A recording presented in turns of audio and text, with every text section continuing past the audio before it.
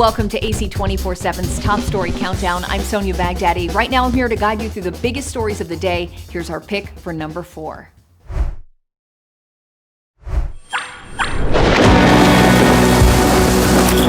The days of monochrome green-on-black gameplay are behind you in the Oregon Trail.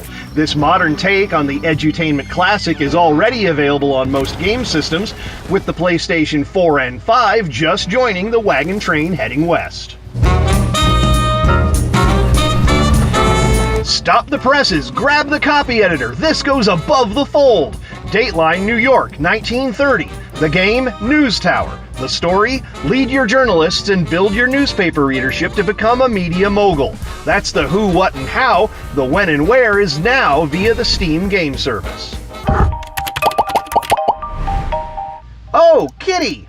A little to the left is a cozy game about tidying up. Players' puzzle-solving skills are put to the test by rearranging objects, which the cat may try to help you with. Previously available on PC, Mac, and Nintendo Switch, the game is now available and updated with new content for PlayStation and Xbox consoles. Herding cats in Hollywood, I'm Rick Damigella.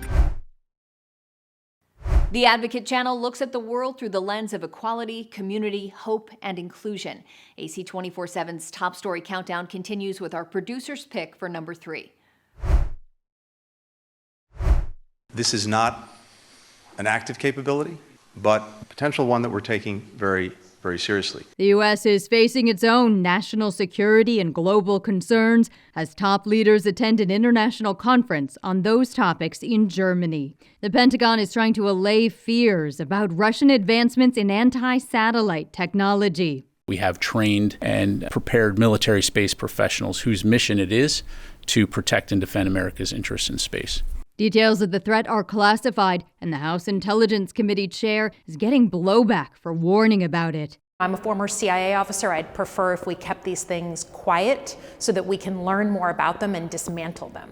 Meanwhile, Senators Lindsey Graham and Tim Scott are visiting the U.S. southern border today to highlight the need for immigration legislation. Both a bipartisan Senate deal and a House Republican plan are stalled. As for foreign aid, this is what causes our European allies to ask, what are you guys doing? A bill supporting Ukraine and Israel is through the Senate, but its future in the House is unclear. That's partly due to wavering GOP support for Ukraine. We see the impact already of the fact that the U.S. has not been able to make a decision. That bill also contains humanitarian assistance for civilians in Gaza. I'm Amy Kiley reporting. The Advocate Channel is now streaming live on Amazon Prime in the News app. Watch us there or go to advocatechannel.com.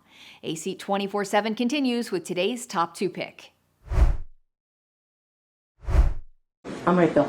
A stunning and fiery day in court as Fulton County District Attorney Fani Willis took the stand to defend herself and her case. You're confused. You think I'm on trial. These people are on trial for trying to steal an election in 2020. In one explosive exchange after another, she explained her romantic relationship with the prosecutor she hired to lead the election fraud case. And she tore into the legal team around former President Trump and his allies. It's highly offensive when someone lies on you, and it's highly offensive when they try to implicate that you slept with somebody the first day you met with them, and I take exception to it.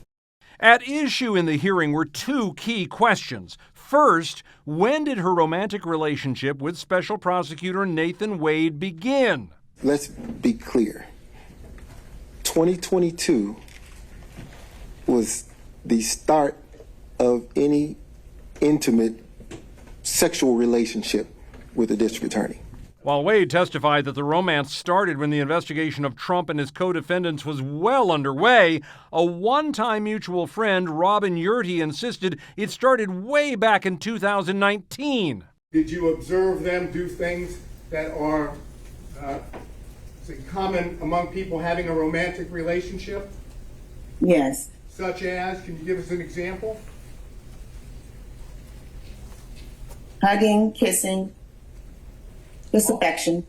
Willis's take? At that time, she and Wade were friends, nothing more. And as for that contrary testimony, I have not spoken to Robin in over a year. I certainly do not consider her a friend now. The second key question, Did the district attorney financially benefit by choosing her romantic partner to lead the election fraud case?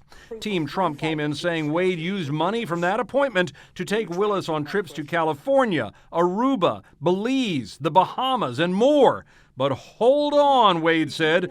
Willis paid him back in cash for all that travel. What I allege is that our travel was split roughly evenly. A line he held even as Team Trump drilled in. I'm sure you probably have the deposit slips where you took the cash and deposited the cash into your account, don't you? I did not deposit the cash in my account. You don't have a single solitary deposit slip to corroborate or support any of your allegations that you were paid by Mrs. Willis in cash, do you? No, sir. Not a single solitary one. Not a one. And Willis was right there with him, dismissing the claims of financial shenanigans. I mean, I paid for the hotel, I paid for the flights, I had a birthday luncheon for him, I paid for massages, I paid for everything. And as for always repaying in cash? I have money in my house. You have money in your house, so it was just money that was there.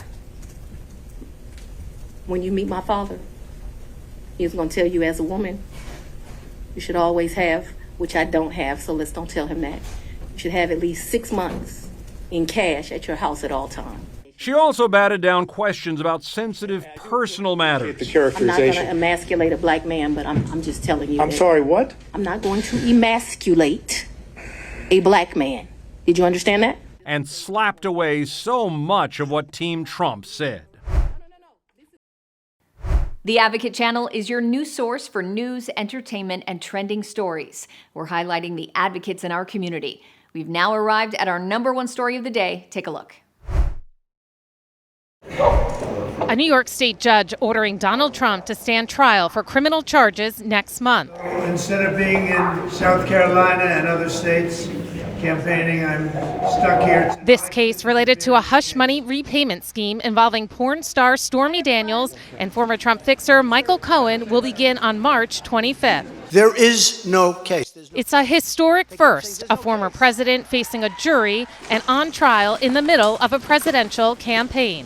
How can you run for election and be sitting in a courthouse in Manhattan all day long? The judge in this case, Juan Merchan, made the decision after consulting with Judge Tanya Chutkin, who is overseeing the election subversion case in Washington, D.C. During a pre-trial hearing in New York, Trump attorney Todd Blanche seized on that unprecedented timing, protesting for a delay. "We strenuously object to what is happening in this courtroom," he told the judge, with Trump's eyes locked on his attorney. The fact that President Trump is going to now spend the next 2 months working on this trial instead of out in the campaign trail running for president is something that should not happen in this country. Judge Merchan asked, "What's your legal argument?" "That's my legal argument," Blanche said. "That's not a legal argument," Merchan replied, telling the lawyers he'd see them on March 25th. We'll just have to figure it out. I'll be here during the day and I'll be campaigning during the night. This case stems from actions that took place in the days before the 2016 election, when Donald Trump, former National Enquirer publisher David Pecker, and Michael Cohen allegedly schemed to keep Stormy Daniels from going public about an affair. According to the indictment, Cohen paid $130,000 in hush money to Stormy Daniels, then submitted sham legal bills to the Trump Organization, which the former president reimbursed with a series of monthly checks. I did it at the direction of, in concert with, and for the benefit of Donald J. Trump. Today, the parties debated questions to ask prospective jurors. An 18-person jury will ultimately be seated. Trump's lawyers wanted to delve into politics, telling the judge they need to know if people like Trump. Judge Merchan called it inappropriate, saying they need fair and impartial jurors. I'm honored to sit here day after day after day on something that everybody says, the greatest legal scholars say, it's not even a crime. That's today's countdown. Download the Advocate Channel app on your phone or smart TV. We're also one of Fire TV's newest free live news channels. There's more news and entertainment coming up after the break.